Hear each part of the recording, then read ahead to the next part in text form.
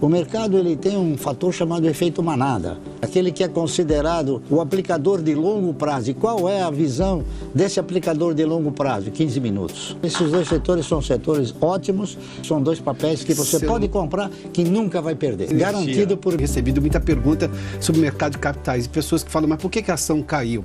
Tá, não é porque ela caiu porque a empresa perdeu valor, é só um momento. Por isso que é a razão de entender o porquê, né? Se a Petrobras, por exemplo, que é uma ação icônica aqui na Bolsa, se ela afunda 2 ou 3 navios, obviamente não estamos torcendo por isso, mas se uma plataforma vai a pique, obviamente isso é um problema, porque ela vai ter custo para repor, ela vai produzir menos e tudo mais. Mas só porque eu tenho uma pressão internacional de uma decisão anunciada nos Estados Unidos e a Petrobras cai, é uma queda temporária, não é o momento de vender. Além disso, a gente tem que considerar isso como um fator psicológico. O mercado ele tem um fator chamado efeito manada. Então, o que acontece? Na possibilidade de uma crise qualquer que afete um setor de atividade, todos os setores de atividades acabam sendo atingidos. Nós tivemos, por exemplo, em 2007, 2008, aquela crise, eu conversava com o diretor financeiro lá da Sabesp, e no dia que eles fizeram uma reunião, teve um analista que perguntou o seguinte: o que esta crise está interferindo na Sabesp? Ele falou: na Sabesp nada. Na Sabesp como empresa nada, está interferindo nas ações, tá certo? Agora ele falou: eu vou perguntar para você, me diga uma coisa, você acha que por causa da crise ninguém mais vai beber água? Ele falou: não, vai.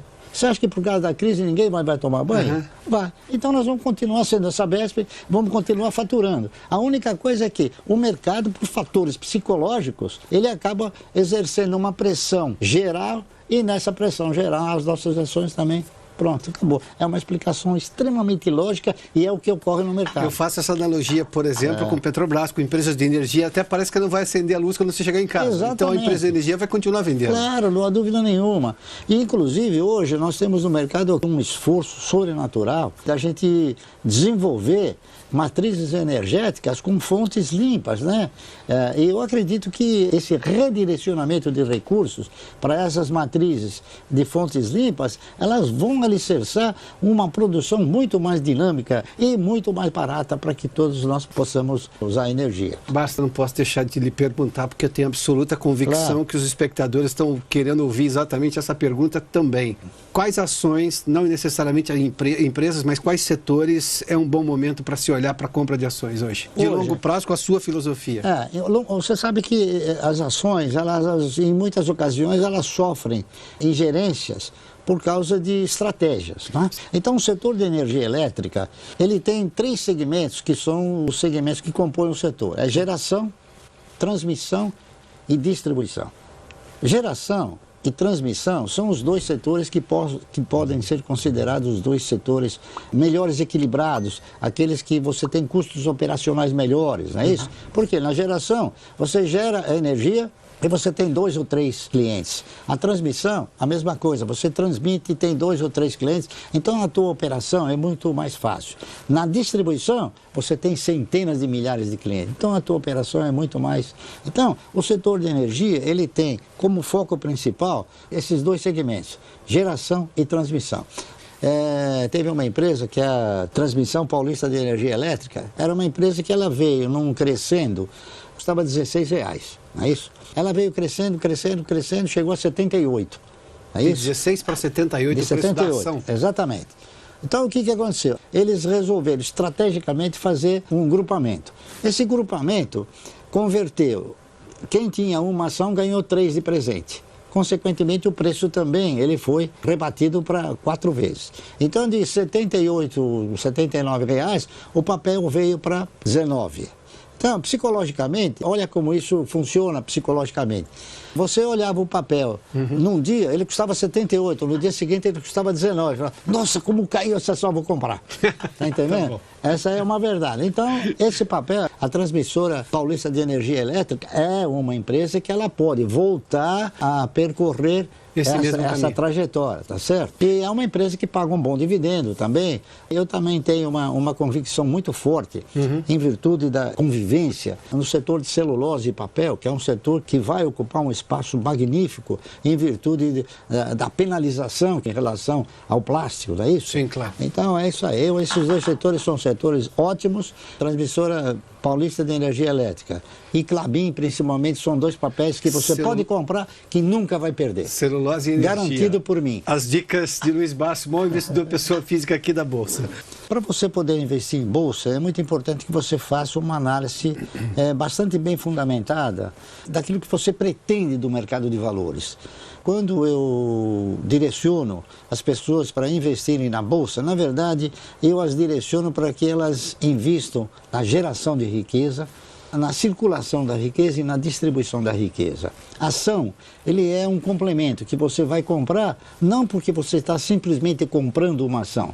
Você vai comprar uma ação exatamente lastreada nesses fundamentos, que vai te gerar o quê? Primeiro, uma perspectiva de receber dividendos que possam alicerçar a formação de uma renda mensal. E segundo, a expectativa que você possa ter da valorização do papel. Então nós temos outros investimentos no mercado que tem e deve ser avaliado sob esse foco. O foco de te gerar um yield capaz de você formar uma renda mensal que você se compare ao dono da empresa, tá entendendo? Que você seja, ao invés de um acionista, que você seja um parceiro. Barsi, você está falando de investimento em ações que é a sua filosofia de longo prazo. Ou seja, você passa a ser sócio daquela empresa por algum tempo e esse tempo nunca é curto. Você não opera no day trade, ou seja, aquela coisa de comprar de manhã e vender de noite. Não, que é isso? Não é exatamente o seu negócio. Absolutamente. Ou seja, essas pessoas que estão chegando agora, elas são bombardeadas pelos sites de investimento, canais de investimento no YouTube, que elas vão ganhar 1 milhão no dia seguinte, elas vão ganhar 1 milhão depois de um mês, achando que vai comprar a ação a 20 e vender a 25 no final do dia. Não funciona assim, não, isso é uma fantasia estimulada exatamente no sentido de você querer implementar no cidadão que está comprando ações, especialmente no especulador, e o especulador de primeira viagem, que é aquele que não tem ainda uma noção definida do que é especulação no mercado, tá certo? Aquele que é considerado o aplicador de longo prazo. E qual é a visão desse aplicador de longo prazo? 15 minutos.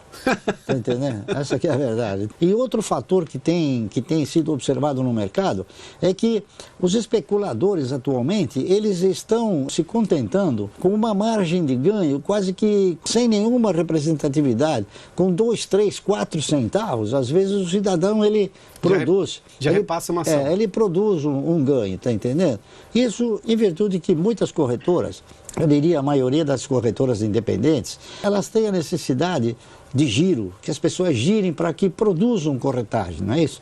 A própria Bolsa, o maior interesse da Bolsa é que todos paguem uma boa corretagem e um bom emolumento, tá certo? A corretagem é paga quando você está comprando e vendendo. Exatamente. Quando você compra hoje e só vai vender daqui um ano, a corretagem são 2 corretagens só, né? Então a gente, assim, por princípio, a gente chega na conclusão que o investidor não é um bom elemento para a Bolsa. Para a Bolsa, o bom elemento que opera no mercado é aquele que tem essa filosofia. O especulador. O longo prazo dele é 15 minutos, tá certo?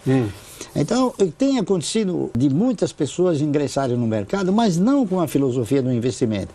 Eu tenho recebido muitas pessoas que vêm de outras corretoras, que operam nessa direção, nesse foco, e as pessoas se sentem assim, ludibriadas, porque ficam 1 ano, 1 ano e meio, 2 anos, sem ganhar nada, com uma carteira desse tamanho, tá entendendo?